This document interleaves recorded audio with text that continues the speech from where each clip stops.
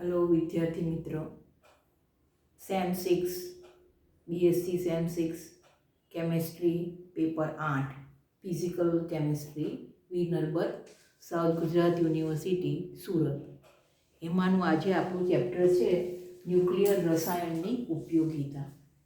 आ तमारा सिलेबसनुं चेप्टर है न्यूक्लियर रसायणनी उपयोगिता। एनी अंदर आपणो पहलो टॉपिक जोवानो छे रेडियो एक्टिव संस्थानिकोनी उपयोगिता।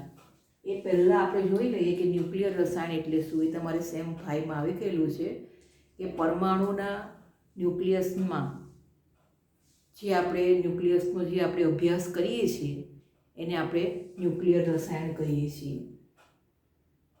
परमाणुनी न्यूक्लियसनी अंदर प्रोटोन अने न्यूट्रॉन आवेला छे अने इलेक्ट्रॉन ए परमाणु न्यूक्लियसनी आजुबाजु गति करे छे। એટલે કે પરમાણુના ન્યુક્લિયસનો અભ્યાસ એ આપણે ન્યુક્લિયર રસાયણની અંદર આપણે કરીએ છીએ। એના વિશેની માહિતી તમે સેમ 5માં લઈ ચૂકેલા છો। હવે એ જ માહિતીને તમારે આગળ લઈ જવાની છે। એ આપણું હેડિંગ છે, ચેપ્ટરનું હેડિંગ છે ન્યુક્લિયર રસાયણની ઉપયોગિતા।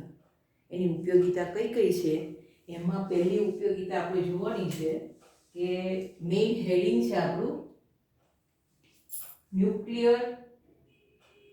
पहला में पहलू आपणे जोईए तो कि रेडियो एक्टिव समस्थानिकोनी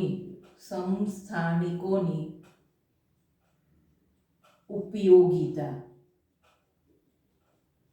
आ तमारा चेप्टरनुं नाम छे न्यूक्लियर रसायणनी उपयोगिता अने आ छे तमारो टॉपिक रेडियो एक्टिव समस्थानिकोनी उपयोगिता। बराबर आ तमारे आपणे जोवानुं छे। तो कि एनी अंदर आपणे वात करीए तो कि पहेलामां पहेलुं समस्थानिक एटले शुं ए तमने खबर होवी जोईए। 8मा धोरणथी तमे व्याख्या भणता हो छो कि समस्थानिक एटले शुं। एने आपणे आइसोटोप्स कहीए छीए इंग्लिशनी अंदर। तो कि समस्थानिक एटले आपणे एनी व्याख्या लखीए तो कि एक ज तत्वना परमाणुओ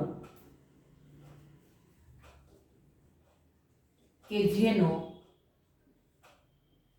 परमाणु क्रमांक समान होय के जेनो परमाणु क्रमांक समान होय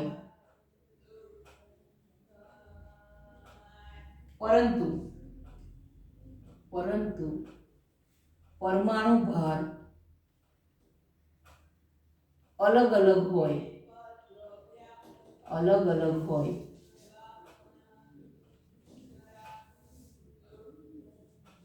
तेवा तत्व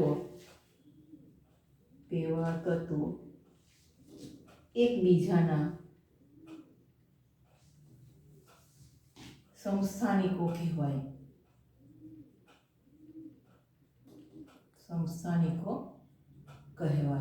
बराबर। तो आपणे व्याख्या कोनी लई तो कि पहला पेलुं खाली समस्थानिक एटले शुं एनी चर्चा करी। बराबर। समस्थानिक एटले एक ज तत्व। सपोज आपणे प्रोटोननी वात करीए तो कि एक ज तत्व एटले हाइड्रोजन। बराबर। आपणे एने एक ज तत्व के जेने आपणे हाइड्रोजनथी लखीए छीए एनो परमाणु क्रमांक सरखा होय एटले 1H1 1H2 ने 1H3।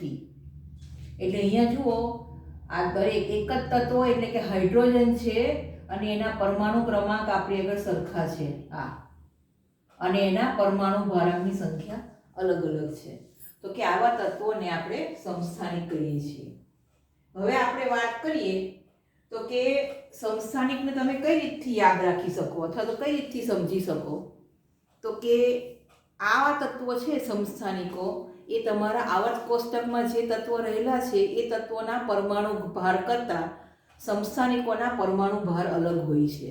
એટલે કે આવર્ત કોષ્ટકમાં જે પરમાણુ ભાર હોય તે સિવાયના એ જ તત્વોનો પરમાણુ ભાર અલગ હોય છે। એવા તત્વોની આપણે વાત કરવાની છે સમસ્થાનિકોની। બરાબર।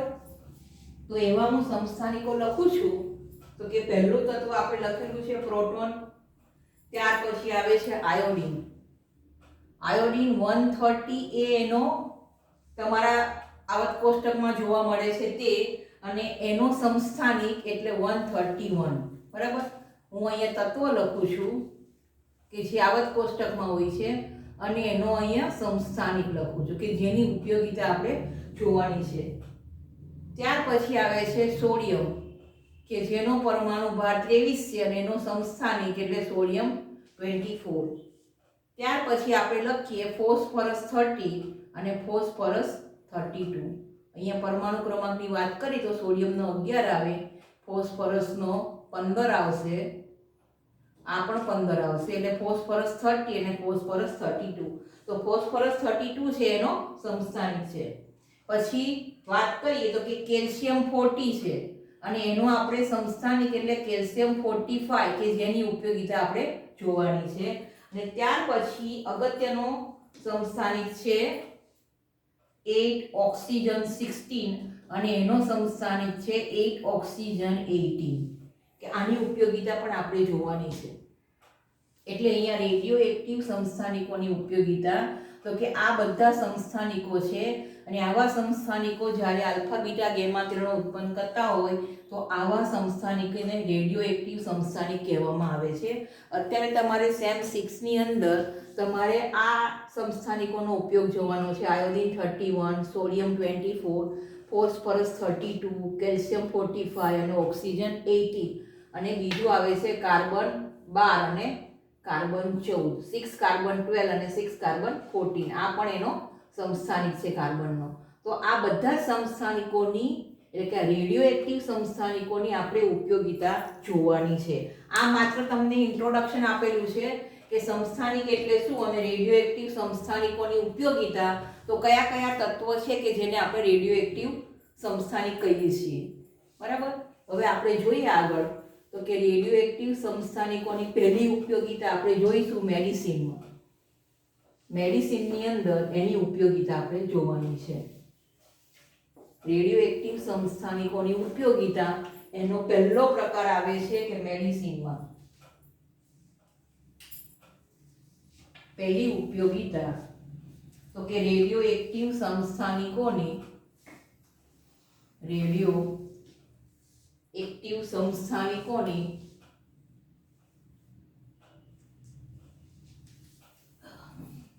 રેડિયો એક્ટિવ સમસ્થાનિકોની મેડિસિનમાં ઉપયોગિતા આપણે જોવાની છે.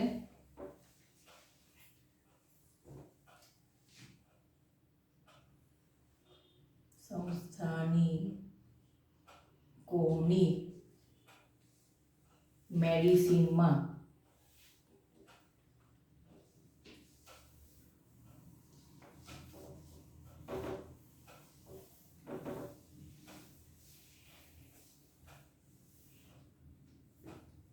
સંસ્થાનિકોની રેડિયો એક્ટિવ સંસ્થાનિકોની મેડિસિનમાં ઉપયોગિતા. બરાબર, રીડિંગ પાછું લખી કાઢીએ. રેડિયો એક્ટિવ સંસ્થાનિકોની રેડિયો એક્ટિવ સંસ્થાનિકોની મેડિસિનમાં ઉપયોગિતા. બરાબર, તો એમાં આપણે પહેલો નંબર આપીશું, એમાં આપણે ઓ કહી દઈએ કે રેડિયો સોડિયમ 24, રેડિયો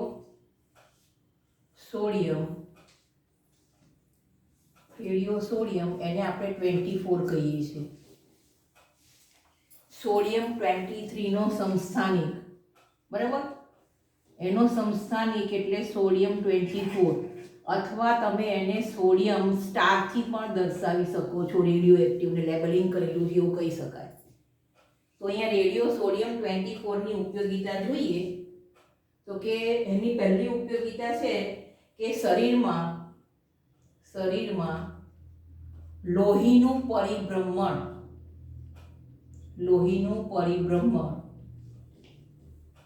અવરોધાતું હોય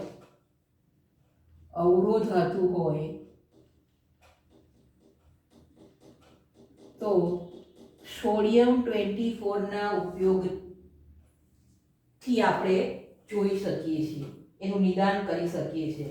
એટલે કે શરીરમાં લોહીનું પરિભ્રમણ અવરોધાતું હોય તો સોડિયમ 24 ના ઉપયોગથી તેનું નિદાન કરી શકીએ છીએ, નિદાન કરી શકાય છે. શેનું? તો કે લોહીનું પરિભ્રમણ શરીરમાં કોઈ જગ્યાએ અટકતું હોય કે કોઈ જગ્યાએ અવરોધાતું હોય તો સોડિયમ 24 નો ઉપયોગ કરી અને આપણે એનું નિદાન કરી શકીએ છીએ. ત્યાર પછી છે બીજો ઉપયોગ કે રેડિયો સોડિયમ વાપરીને, એટલે કે રેડિયો સોડિયમ વાપરીને પાંડુ રોગના દર્દીમાં અથવા અકસ્માત થયેલા હોય, અકસ્માતમાં રક્તસ્રાવ થયેલો હોય તેવા દર્દીમાં લોહીનો જથ્થો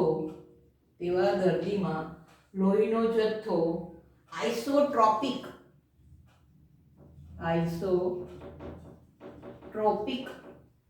મંદન દ્વારા જાણી શકાય છે. એટલે શું કહે છે? રેડિયો સોડિયમ વાપરીને પાંડુ રોગના દર્દી એટલે કે એનિમિક દર્દી કે જેમાં હિમોગ્લોબિનનું પ્રમાણ ઓછું હોય, લોહીનું પ્રમાણ ઓછું હોય, અથવા કે જેનો અકસ્માત થયેલો હોય અને લોહી વહી ગયેલું હોય, રક્તસ્રાવ થયેલો હોય, તો એની અંદર, એવા દર્દીની અંદર લોહીનો જથ્થો કેટલો છે તો એ લોહીનો જથ્થો તમે આઇસોટ્રોપિક મંદન દ્વારા જાણી શકો છો. ત્રીજું, જખમી રોગીના લોહીમાં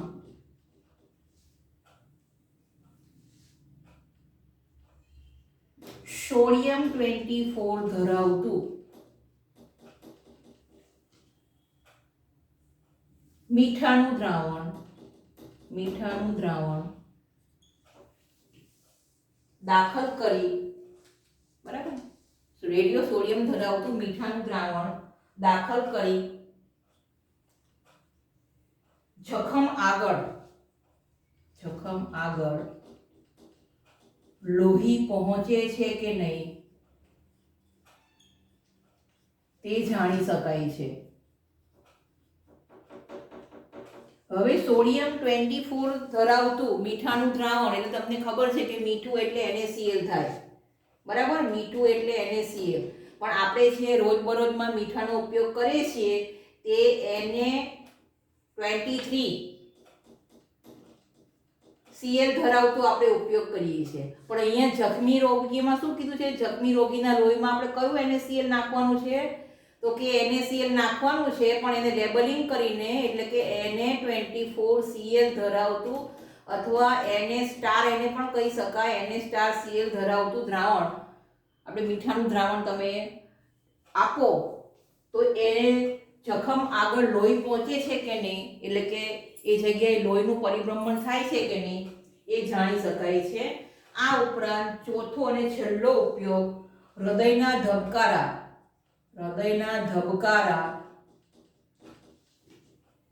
ની નિયમિતતા જાણવા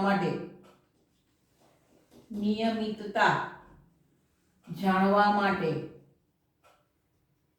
સોડિયમ 24 અને આયોડિન 131 નો ઉપયોગ થાય છે, બરાબર છે.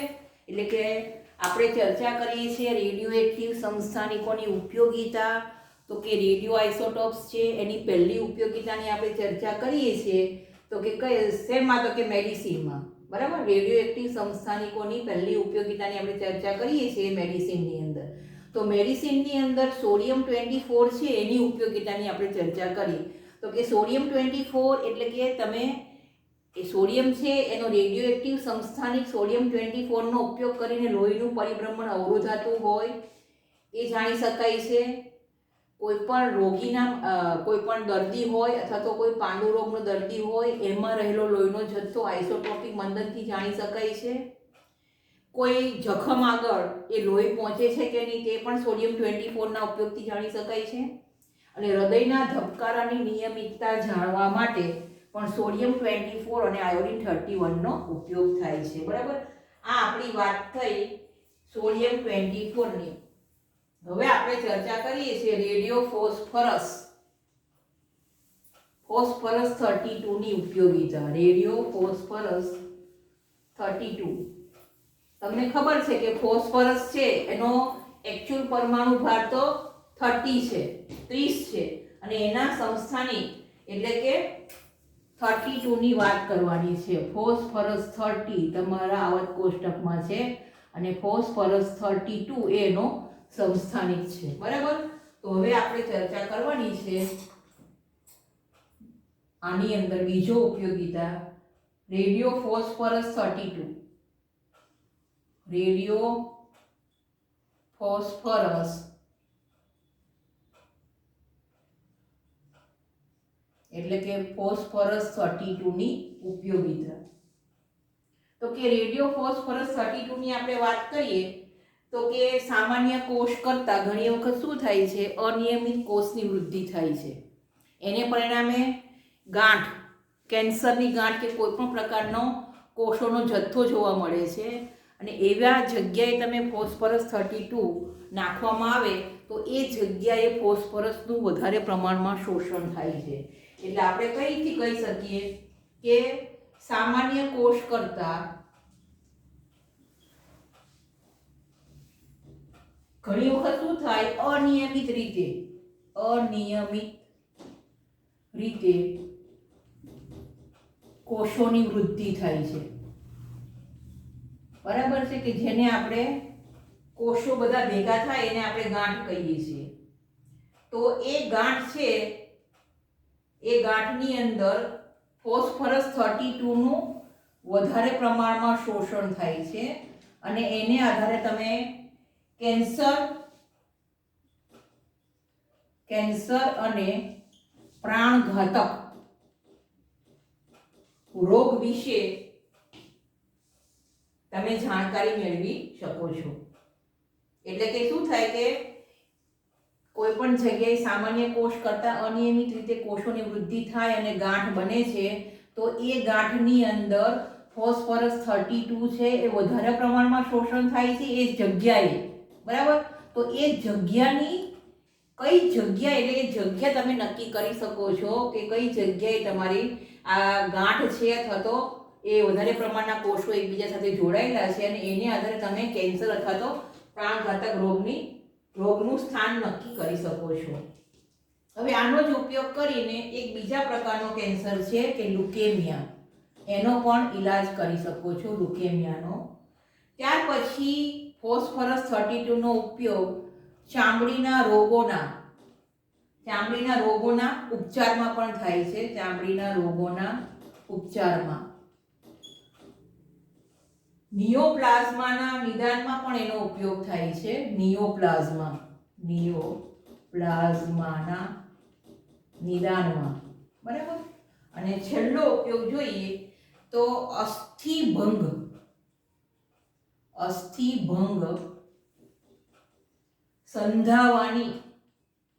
સંધાવવાની ચોક્કસ ક્રિયાવિધિ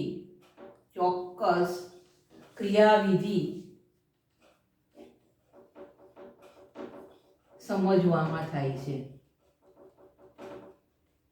એટલે હવે આપણે રેડિયો એક્ટિવ ફોસ્ફરસની વાત કરીએ છીએ. રેડિયો એક્ટિવ ફોસ્ફરસ 32 તો કે કેન્સર જેવા અથવા તો પ્રાણઘાતક રોગો હોય એ જગ્યાએ તમે નક્કી કરી શકો છો કે અહીંયા છે તે કોષોની અનિયમિત વૃદ્ધિ થાય છે. આગળ એનો ઉપયોગ લ્યુકેમિયામાં થાય છે, એટલે કે લ્યુકેમિયાના કેન્સરમાં પણ એનો ઈલાજ થાય છે. લ્યુકેમિયા એક પ્રકારનું કેન્સર છે, એના ઉપચારમાં ફોસ્ફરસ 32 નો ઉપયોગ થાય છે. ચામડીના રોગોના ઉપચારમાં એનો ઉપયોગ થાય છે. નિયોપ્લાઝમાના નિદાનમાં અને છેલ્લે જોઈએ તો અસ્થિભંગ સંધાવાની એટલે કે હાડકું તૂટી ગયેલું હોય અને એને સાંધવાની જે પ્રક્રિયા થાય છે એનું આખું મિકેનિઝમ સમજવામાં પણ ફોસ્ફરસ 32 નો ઉપયોગ થાય છે. હવે ત્રીજો રેડિયો આઇસોટોપ આવે છે, radio active iodine radio active iodine 131 નો ઉપયોગ આપણે કરવાનો છે. ત્રીજી ઉપયોગિતામાં કયો રેડિયો એક્ટિવ? તો કે radio active iodine. Radio active અથવા તો રેડિયો આયોડિન બી કહી શકાય. રેડિયો આયોડિન આપણે લખીએ, રેડિયો આયોડિન I-131. તમે તમારા આવર્ત કોષ્ટકમાં જોશો તો આયોડિન 130 છે એનો પરમાણુ ભાર, અને આપણે વાત કરીએ છીએ આયોડિન 131, એટલે કે આયોડિનના સમસ્થાનિકોની ઉપયોગિતાની આપણે ચર્ચા કરીએ છીએ. તો હવે તમે થાઇરોઇડ ગ્રંથિનું નામ તો સાંભળેલું જ હશે. એટલે કે થાઇરોઇડ ગ્રંથિનું બધું જ કાર્ય છે તે આયોડિન દ્વારા થાય છે, અથવા તો આપણે એવું કહી શકીએ કે થાઇરોઇડ ગ્રંથિ દ્વારા આયોડિનનું ઉત્પન્ન થાય છે અને એનું નિયમન પણ આયોડિન દ્વારા થાય છે. ઘણી વખત એવું થાય છે કે થાઇરોઇડ ગ્રંથિના કાર્ય દરમિયાન ઘણી વખત આયોડિન વધારે પ્રમાણમાં ઉત્પન્ન થાય છે. આયોડિનનું પ્રમાણ કેવું હોય છે? આયોડિન વધારે ઉત્પન્ન થાય છે.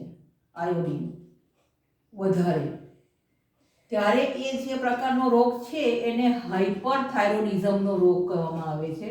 હાઇપરથાઇરોડિઝમનો રોગ કહેવામાં આવે છે. અને આયોડિનનું પ્રમાણ ઓછું હોય, એટલે કે આયોડિન જે ઉત્પન્ન થાય છે થાઇરોઇડ ગ્રંથિમાં, એમાં જો આયોડિન ઓછો ઉત્પન્ન થાય તો એવો જે રોગ છે એને હાઇપોથાઇરોડિઝમ કહેવામાં આવે છે. બરાબર? હાઇપરથાઇરોડિઝમ અને હાઇપોથાઇરોડિઝમ એટલે કે થાઇરોઇડ ગ્રંથિ દ્વારા ઉત્પન્ન થતા આયોડિનને આધારે બે પ્રકારના રોગ જોવા મળે છે. જો આયોડિનનું પ્રમાણ વધારે ઉત્પન્ન થતું હોય તો એને હાઇપરથાઇરોડિઝમનો રોગ કહેવામાં આવે છે, અને આયોડિનનું પ્રમાણ ઓછું હોય તો એને હાઇપોથાઇરોડિઝમનો રોગ કહેવામાં આવે છે. આ બંને પ્રકારના રોગો છે તે ખરાબ, એટલે કે એ બંને પરિસ્થિતિ છે તે રોગ પ્રેરક છે. આ બંને પરિસ્થિતિમાં લીધે શું કહેવાય? રોગ પ્રેરક પરિસ્થિતિ કહેવાય. પ્રેરક. બરાબર? તો અહીંયા આપણે થાઇરોઇડની સ્થિતિ જાણવા માટે, થાઇરોઇડની સ્થિતિ જાણવા માટે, બરાબર, સોડિયમ આયોડાઇડના રૂપમાં આયોડિનને સોડિયમ આયોડાઇડના રૂપમાં આયોડિન 10 માઇક્રોક્યુરી 10 માઇક્રોક્યુરી આયોડિન 131 1 કપ નારંગીના રસમાં 1 કપ નારંગીના રસમાં દર્દીને આપવામાં આવે છે. દર્દીને આપવામાં આવે છે, અને એને આધારે આ થાઇરોઇડની સ્થિતિ તમે જાણી શકો છો. સોડિયમ આયોડાઇડના રૂપમાં, એટલે અહીંયા શું થશે? સામાન્ય તમે જે પ્રેક્ટિકલમાં વાપરો છો તે સોડિયમ આયોડાઇડ 130 ના રૂપમાં હોય છે, સાદો. પણ સોડિયમ આયોડાઇડ 131 એટલે આયોડિનનો સમસ્થાનિક, કે જેની ઉપયોગિતાની વાત કરવાની છે. એટલે કે સોડિયમ આયોડાઇડને આપણે આપીએ છીએ નારંગીના જ્યુસમાં, તો સોડિયમ આયોડાઇડ 131 એનો ઉપયોગ કરીને 10 માઇક્રોક્યુરી 1 કપ નારંગીના રસમાં આપણે એને દર્દીને આપીએ છીએ, અને થાઇરોઇડ ગ્રંથિનું આપણે એનો ચોકસાઈ આપણે શોધી શકીએ છીએ, અથવા તો આપણે એવું કહી શકીએ કે થાઇરોઇડ ગ્રંથિની સ્થિતિ જાણી શકીએ છીએ. કઈ સ્થિતિમાં છે? હાઇપરથાઇરોડિઝમ છે કે હાઇપોથાઇરોડિઝમ, એટલે કે આ પ્રકારનો રોગ છે તે રેડિયો આયોડિન 131 દ્વારા આપણે જાણી શકીએ છીએ.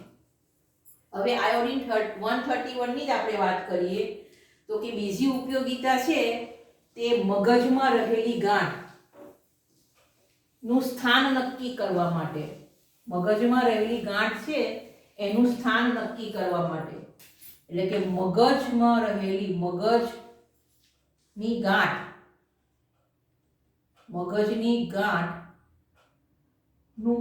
પરખ, ગાંઠની પરખ અને આપણે એનું સ્થાન, મગજની ગાંઠની પરખ અને તેનું સ્થાન પણ આયોડિન 131 ના ઉપયોગથી કરીએ છીએ. તો આના માટે શું કરીએ છીએ આપણે કે આયોડિન 131 છે એની અંદર થોડો કાર્બનિક રંગક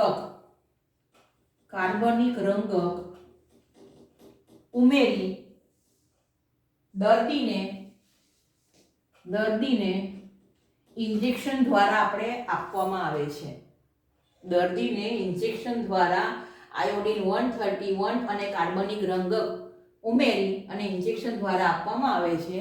અને એને પરિણામે શું થાય છે તો કે કાર્બનિક રંગક છે જ્યાં ગાંઠ હશે ત્યાં કાર્બનિક રંગકનું વધારે શોષણ થશે.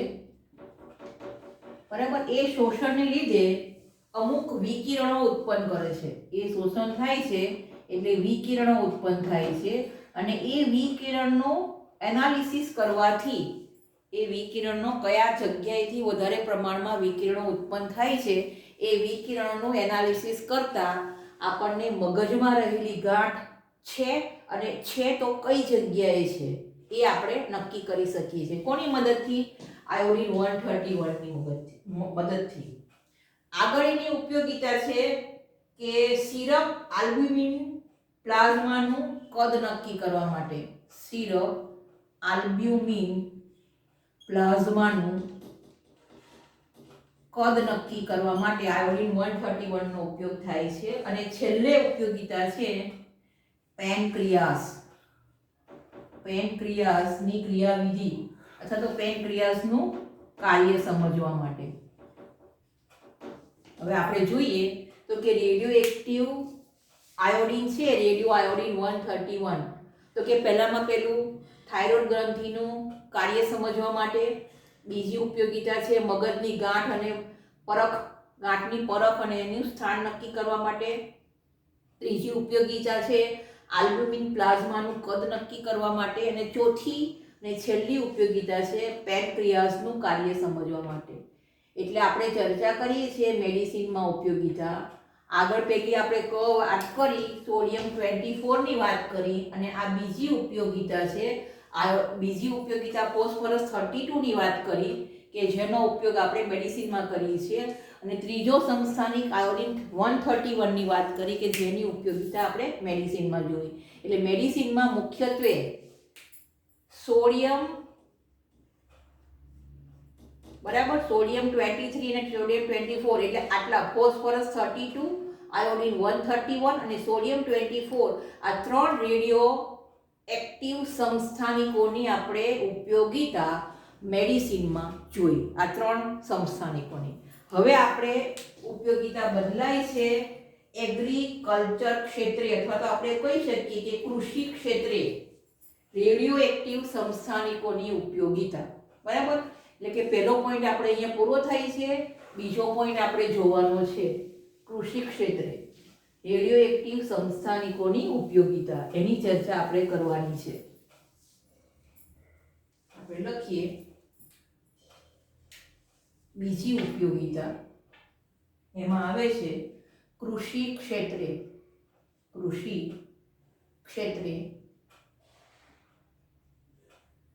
રેડિયો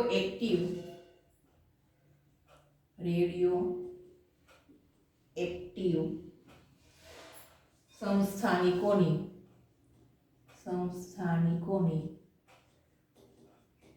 ઉપયોગિતા.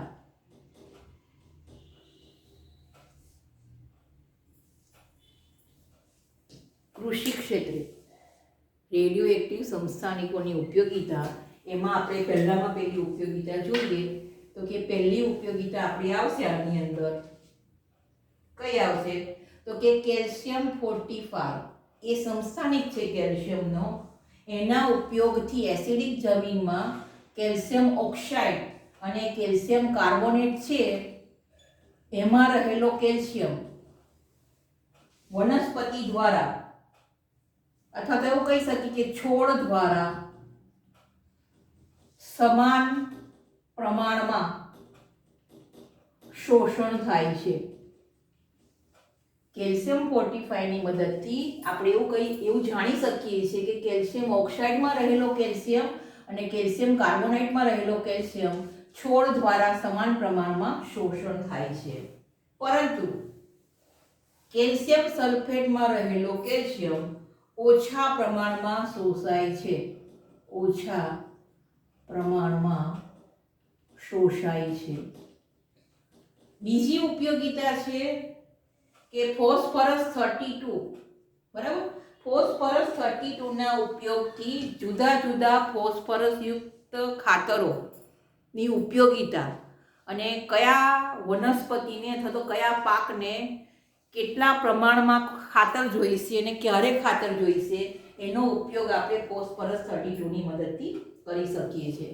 જેમ કે ઉદાહરણ તરીકે મકાઈના છોડમાં શરૂઆતમાં ફોસ્ફરસ 32 નો ઉપયોગ કરે છે, પણ જ્યારે છોડ મોટો થઈ જાય છે ત્યાર પછી એ ફોસ્ફરસ 32 નો ઉપયોગ કરતો નથી. એ રીતે બટાટાની અંદર પણ ફોસ્ફરસ 32 નો ઉપયોગ થાય છે. જ્યારે તમાકુનો છોડ એ ફોસ્ફરસ 32 નો તમાકુના છોડ ફોસ્ફરસ 32 નો ઉપયોગ કરતો નથી. એટલે કે ફોસ્ફરસ 32 સમસ્થાનિકની મદદથી કયો છોડ અથવા તો કઈ વનસ્પતિ કેટલા પ્રમાણમાં ખાતરનો ઉપયોગ કરશે, ક્યારે ઉપયોગ કરશે એ જાણી શકાય છે. ત્યાર પછી ખૂબ જ અગત્યનું છે કે વિકિરણના ઉપયોગથી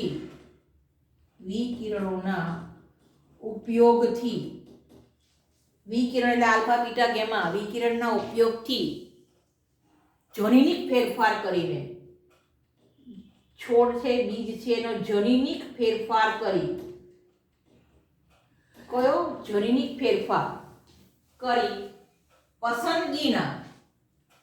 પસંદગીના અને જરૂરી લાક્ષણિકતાવાળા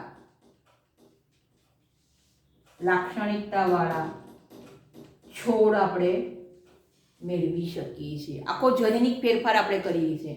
પહેલા તમને ખબર છે કે જામફળ બહુ નાની સાઈઝના ને ઓછા એટલે બહુ નાની સાઈઝના આવતા હતા જામફળ, પણ હવે જનીનિક ફેરફાર કરીએ છીએ તો ખૂબ મોટી સાઈઝના જામફળ તમને જોવા મળે છે. એટલે કે વિકિરણનો ઉપયોગ કરીને આપણે એને જનીનિક ફેરફાર કરીએ છીએ.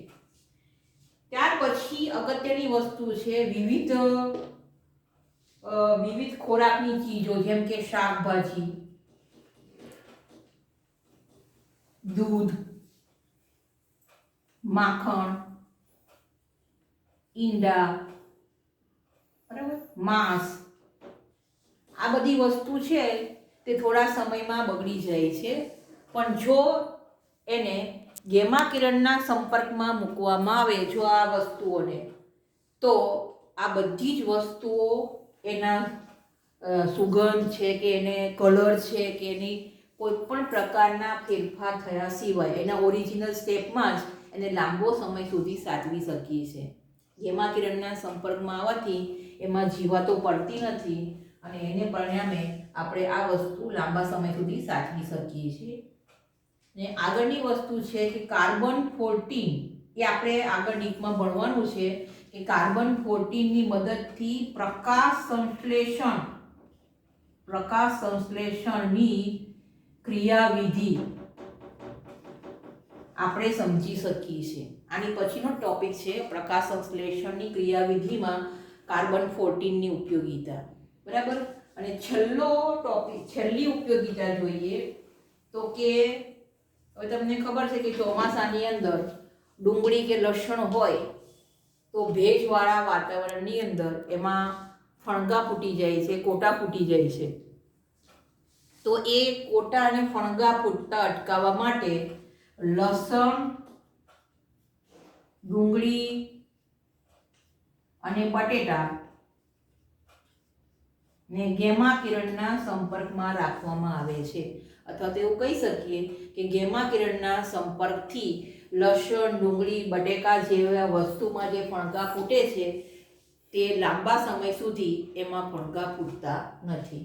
એટલે કે કૃષિ ક્ષેત્રે રેડિયો એક્ટિવ સંસ્થાનિકોની ઘણી બધી ઉપયોગિતા છે.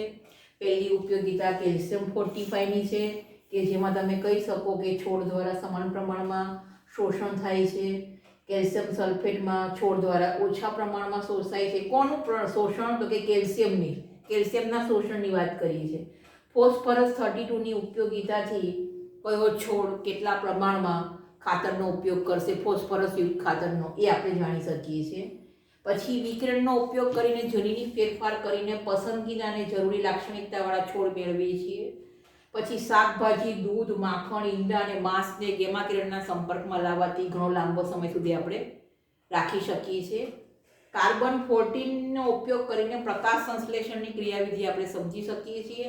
લસણ, ડુંગળી અને બટેકા કે જેમાં કોટા ફૂટી જાય છે અથવા તો એમાં ફણગા ફૂટી જાય છે તે ગેમા કિરણના સંપર્કમાં રાખવાથી એ અટકાવી શકાય છે. અને બીજું એ કે કોબાલ્ટ 60, બરાબર, એના દ્રાવણમાં મકાઈ, શેરડી જેવા પાકોને, એટલે કોબાલ્ટ 60ના દ્રાવણમાં મકાઈ, શેરડી જેવા બીજને અથવા તો એમાં ડુબાડીને એને આપણે વાવવામાં આવે તો એનો આપણને ઘણા મોટા પ્રમાણમાં આપણને જથ્થો મળે છે. એટલે કોબાલ્ટ 60ના ઉપયોગથી આપણે ઘણા સારા પ્રમાણમાં, ઘણો વધારે પ્રમાણમાં આપણે પાકને ઉગાડી શકીએ છીએ. બરાબર. હવે આ વાત થઈ આપણી કૃષિ ક્ષેત્રે રેડિયો એક્ટિવ સંસ્થાનિકોની ઉપયોગિતા. હવે આપણે નવા ટોપિકની ચર્ચા કરવાની છે. એટલે ઉપયોગિતાની જ વાત કરીએ છીએ, પણ એમાં આપણે ઉપયોગિતા લઈશું કે પ્રકાશ સંશ્લેષણની ક્રિયાવિધિના અભ્યાસમાં. હવે નવો ટોપિક આવે છે આપણો કે પ્રકાશ સંશ્લેષણની ક્રિયાવિધિની ઉપયોગિતા.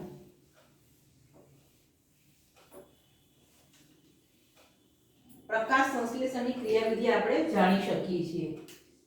ત્રીજી ઉપયોગિતા પ્રકાશ સંશ્લેષણ પ્રક્રિયાની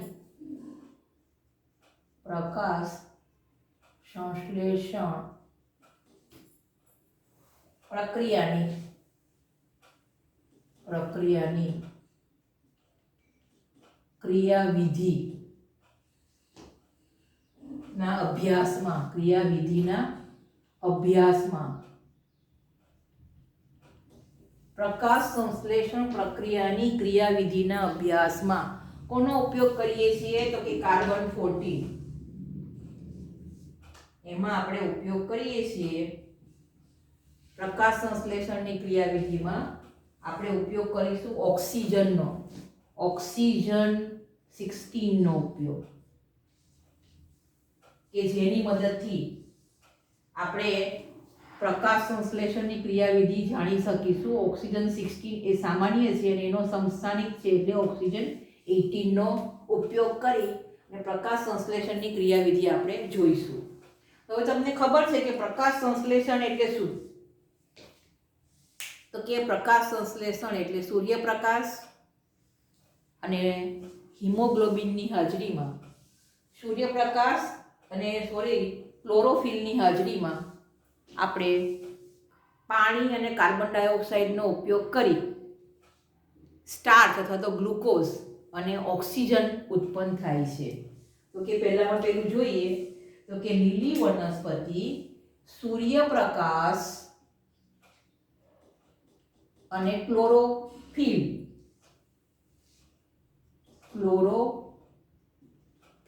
હાજરીમાં, બરાબર, લીલી વનસ્પતિ સૂર્યપ્રકાશ અને ક્લોરોફિલની હાજરીમાં કાર્બન ડાયોક્સાઇડ અને પાણી શોષી ગ્લુકોઝ અથવા આને આપણે સ્ટાર્ચ પણ કહીએ છીએ અને ઓક્સિજન ઉત્પન્ન કરે છે. 6 કાર્બન ડાયોક્સાઇડ, 6 H2O અને 6 O2. આ તમને ખબર છે કે આ પ્રકાશ સંશ્લેષણની ક્રિયાવિધિ કહેવાય, પ્રકાશ સંશ્લેષણની ક્રિયા કહેવાય. તો આપણો પ્રશ્ન એ છે કે પ્રકાશ સંશ્લેષણની ક્રિયાને અંતે ઉત્પન્ન થતો ઓક્સિજન,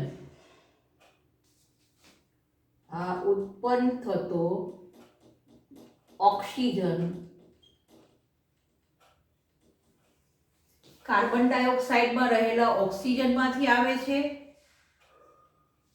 કે પાણીમાં રહેલા ઓક્સિજનમાંથી આવે છે કે બંનેમાંથી આવે છે? એ આપણે તપાસવાનું છે. પ્રકાશ સંશ્લેષણની ક્રિયાને અંતે ઉત્પન્ન થયેલો ઓક્સિજન છે તે કાર્બન ડાયોક્સાઇડમાંથી આવે છે કે પાણીમાંથી આવે છે, એનો ઉપયોગ આપણે ઓક્સિજન 18 એટલે કે ઓક્સિજનના સમસ્થાનિકની મદદથી આપણે કરીશું. તો શું કરશું? તો કે તમારો જે કાર્બન ડાયોક્સાઇડ વાપરે છે પ્રકાશ સંશ્લેષણની ક્રિયામાં, તો જે આપણો 6 કાર્બન ડાયોક્સાઇડ છે એમાં જે ઓક્સિજન છે એને આપણે લેબલિંગ કરી દઈશું ઓક્સિજન 18 અને એનું આપણે પાણી સાથે પ્રક્રિયા કરીએ તો આપણને નિપજ તરીકે C6H12O6 18 અને 6 ઓક્સિજન મળે છે. આ તમારી નિપજ છે. કાર્બન ડાયોક્સાઇડમાં રહેલા ઓક્સિજનને હું ઓક્સિજનનો સમસ્થાનિક ઓક્સિજન 18 વાપરીને પ્રકાશ સંશ્લેષણની ક્રિયા કરું છું તો મને ગ્લુકોઝની અંદર રહેલા ઓક્સિજનમાં ઓક્સિજન 18 નું પ્રમાણ જોવા મળે છે. ત્યાર પછી મેં બીજું રિએક્શન એ રીતે કરેલું છે કે કાર્બન ડાયોક્સાઇડ છે એને હું પાણીમાં રહેલા કાર્બન ડાયોક્સાઇડ અને પાણીની પ્રક્રિયા કરવાની છે, પણ H2O માં જે ઓક્સિજન છે એને હું લેબલિંગ કરું છું એટલે કે ઓક્સિજન 18 નો ઉપયોગ કરું છું, રેડિયો સમસ્થાનિક ઓક્સિજનનો ઉપયોગ કરું છું, ત્યારે મને નિપજ મળે છે 6H12O6 પ્લસ 6 ઓક્સિજન અને આ ઓક્સિજન 18 મને જોવા મળે છે. બરાબર. આપણો પ્રશ્ન છે કે ઓક્સિજન છે તે ક્યાંથી ઉત્પન્ન થાય છે? કાર્બન ડાયોક્સાઇડમાં રહેલા ઓક્સિજનમાંથી ઉત્પન્ન થાય છે કે H2O માં રહેલા ઓક્સિજનમાંથી ઓક્સિજન ઉત્પન્ન થાય છે?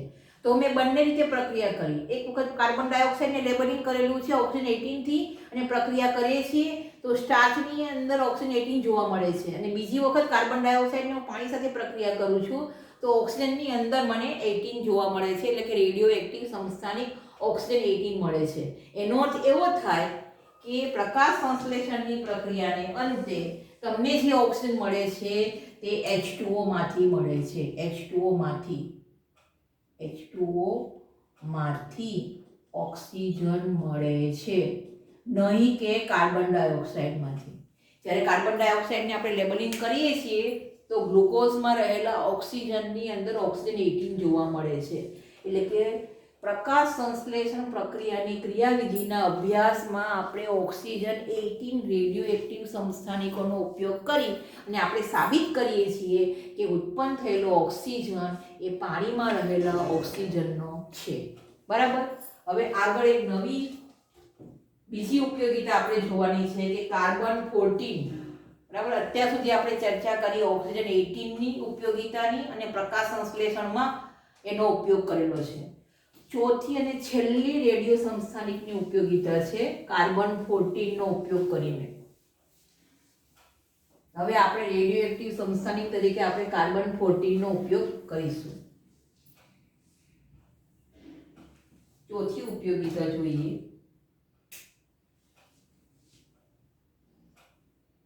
કાર્બન 14 કાલ નિર્ધારણની રીત.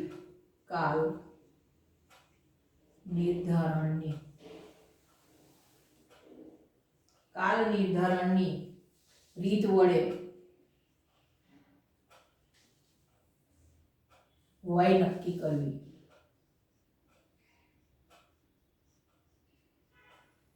કોની મદદથી? કાર્બન 14. તો કાર્બન 14 એટલે સામાન્ય કાર્બન તમને ખબર છે કે કાર્બન 12 હોય છે, તો એનો સમસ્થાનિક એટલે કાર્બન 14 નો ઉપયોગ કરવાનો છે. શેમાં? કાલ નિર્ધારણની અંદર. કાલ એટલે સમય, વય, એની વય નક્કી કરવાની છે, ઉંમર નક્કી કરવાની છે, એજ, ઉંમર નક્કી કરવાની છે. કોની? તો કે કાર્બન 14 ની મદદથી. હવે આ રીતમાં સૌથી પહેલા આપણને ખબર છે કે હમણાં આપણે પ્રકાશ સંશ્લેષણની વાત કરી. કાર્બન ડાયોક્સાઇડ અને પાણીની મદદથી વનસ્પતિ છે તે ગ્લુકોઝ એટલે કે સ્ટાર્ચ અને ઓક્સિજન ઉત્પન્ન કરે છે, એ તમે જાણો છો. તો એની અંદર કાર્બન 14 કઈ રીતથી ઉપયોગી થાય છે? તો કે સૌથી પહેલા આપણે જોઈએ તો કે 7 નાઇટ્રોજન 14 છે તે વાતાવરણમાં નાઇટ્રોજન હોય છે, એની ઉપર ન્યુટ્રોનનો એટલે કે કોસ્મિક કિરણમાંથી ન્યુટ્રોનનો બોમ્બમારો કરવામાં આવે તો 6 કાર્બન 14 અને પ્રોટોન મળે છે. એક પ્રક્રિયા છે, વાતાવરણમાં થાય છે. વાતાવરણમાં રહેલા 7 નાઇટ્રોજન 14 પર કોસ્મિક રેમાં રહેલો ન્યુટ્રોનનો મારો કરવામાં આવે તો 6 કાર્બન 14 અને પ્રોટોન મળે છે. હવે 6 કાર્બન 14 છે, બરાબર. હવે હવામાં શું શું છે વાતાવરણની અંદર? હવામાં કાર્બન 12 પણ છે અને કાર્બન 14 પણ છે. તો કાર્બન 12 નું ઓક્સિડેશન થવાથી CO2 મળે છે, પણ કેવું? કાર્બન 12 ધરાવતું CO2.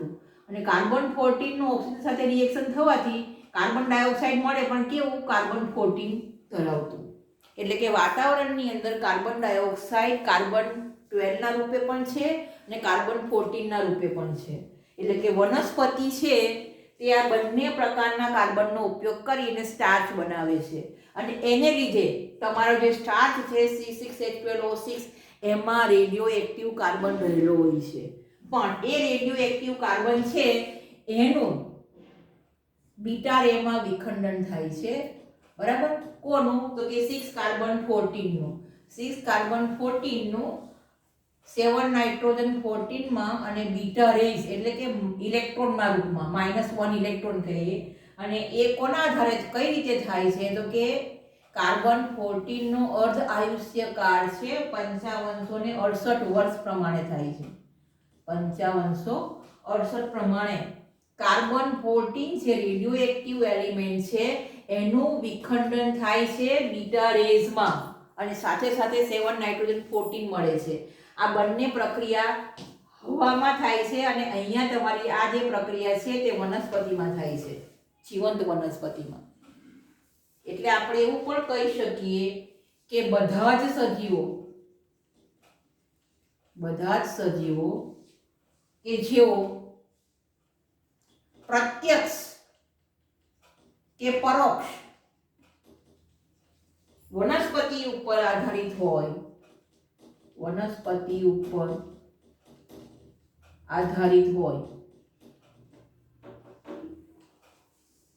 તેમાં કાર્બન 14 નું પ્રમાણ બધા જ સજીવોમાં કાર્બન ચક્ર દ્વારા, કાર્બન સાયકલ અથવા કાર્બન ચક્ર દ્વારા કાર્બન 14 ને ઉત્પન્ન થવાનો દર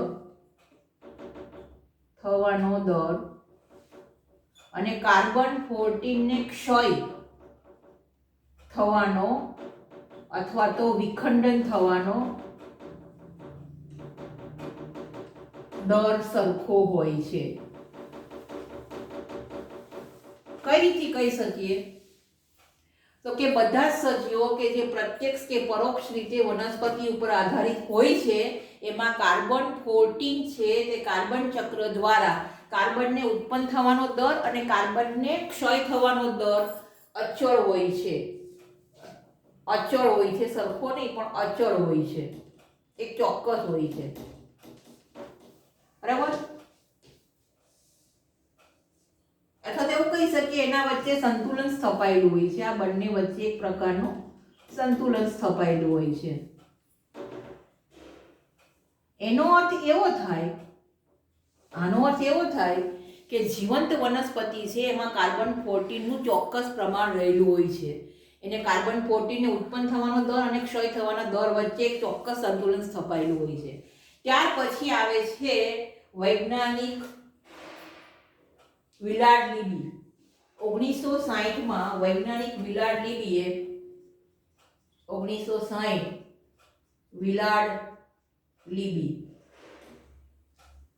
એવું દર્શાવે છે કે દરેક સજીવ મૃત્યુ પામે છે કાર્બન 14 ને ઉત્પન્ન થતું નથી, પરંતુ કાર્બન 14 નો ક્ષય થાય છે. એટલે કાર્બન 14 છે એમાંથી બીટા કિરણ નીકળે છે. આ પ્રક્રિયા થાય છે મૃત વનસ્પતિમાં. કાર્બન 14 છે તેના અર્ધ આયુષ્ય કાળ પ્રમાણે બીટા કિરણ ઉત્પન્ન કરે છે અને કાર્બન 14 નો ક્ષય થાય છે. ક્યારે? મૃત પામેલી વનસ્પતિમાં, મૃત્યુ પછી કાર્બન 14 ઉત્પન્ન થતો નથી પણ કાર્બન 14 નો ક્ષય થાય છે. કોના આધારે? કયા રિએક્શનને આધારે? કાર્બન 14 માંથી બીટા કિરણ એની નિમિત્તે નીકળ્યા કરે છે. તો એ નીકળે છે એક, એના આધારે તમે એ સમયની સાથે કાર્બન 14નું પ્રમાણ ઘટતું જાય છે. અને એક સમય જ્યારે તમારે એ વનસ્પતિ અથવા તો એ નમૂના છે, જૈવિક નમૂનો છે કે જેમાં કાર્બન 14 ધરાવે છે, એનું તમારે એનાલિસિસ કરવું હોય ત્યારે તમારે કાર્બન 14નો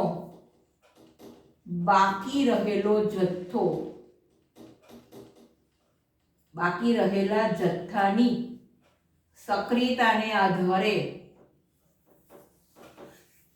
કાર્બન 14ના બાકી રહેલા જથ્થાની સક્રિયતાના આધારે કાર્બન 14ની સક્રિયતા ધરાવતા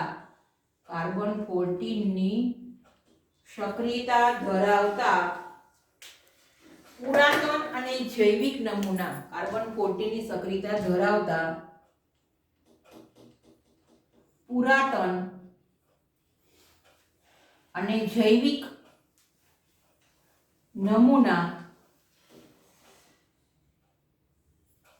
નમૂનાઓ માટે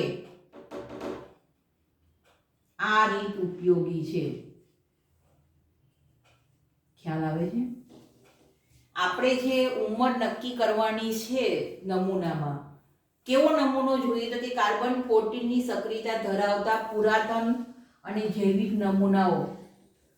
વિલાટ લિબીએ આપેલી રીત દ્વારા આપણે એની ઉંમર નક્કી કરી શકીએ છીએ. પણ એનો બેઝ કયો છે તો કે કાર્બન 14ની બાકી રહેલા જથ્થાની સક્રિયતાને આધારે આપેલા નમૂનાની અંદર આપણે એ નમૂનો કેટલા વર્ષ જૂનો છે, એટલે કે અત્યાર સુધીમાં એની એજ કેટલી છે, ઉંમર કેટલી છે એ શોધી શકીએ છીએ. પણ કોના માટે? કે કાર્બન 14 ધરાવતા પુરાતન અને જૈવિક નમૂના માટે વિલાટ લિબીએ આપેલી રીત અથવા તો આ રીત દ્વારા કાર્બન 14નો ઉપયોગ કરી અને એની ઉંમર નક્કી કરી શકાય છે. હવે આપણે એમાં જોઈએ તો કાર્બન 14ની સક્રિયતા આધારે આપણે એની કિંમત શોધવાની છે.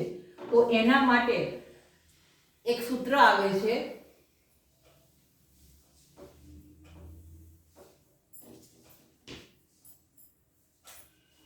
Nt બરાબર N0 e raised to minus lambda t.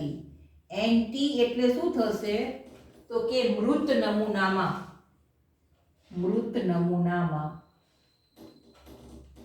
Carbon 14ની સક્રિયતા અને N0 એટલે શું થશે? જીવંત નમૂનામાં કાર્બન 14ની સક્રિયતા. હવે તમે જે સક્રિયતા માપો છો એ સક્રિયતા Nt એટલે ડિસઇન્ટિગ્રેશન પર ગ્રામ પર મિનિટ. ડિસઇન્ટિગ્રેશન પર મિનિટ પર ગ્રામના યુનિટમાં આપણે વાપરીએ છીએ સક્રિયતા છે Nt છે તે મૃત નમૂનામાં કાર્બન 14ની સક્રિયતા ડિસઇન્ટિગ્રેશન પર મિનિટ પર ગ્રામ.